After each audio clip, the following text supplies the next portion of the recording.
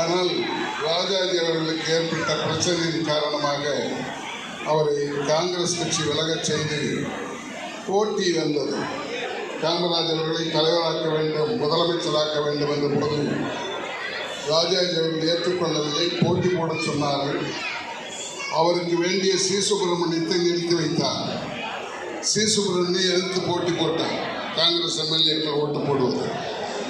அவரை முன்மொழிந்தவர் பக்தவச்சல். மிகப்பெரிய வித்தியாசத்தில் காமராஜ் அவர்கள் வெற்றி பெற்றார்கள். நான் சொல்ல விரும்புவது, அந்த அமைச்சரவையில் தன்னை எதிர்த்திருந்த சுப்பிரமணியம் அவரை முன்மொழிந்த பக்தவச்சல் 2 பேரையும் அமைச்சராக்கினார். அதை இன்றைக்கு இருக்கிற அரசியல் தலைவர்களுக்கு நான் நினைவுபடுத்த விரும்புகிறேன். மிகச்சிறந்த ஆளுமையாக ஊரெல்லாம் சுற்றி திரிந்து என்னென்ன எங்கே பிரச்சனை என்பதை சொல்லி தன்னுடைய அமைச்சர்களை வேலை செய்ய வைப்பார். அவர் எந்த அளவுக்கு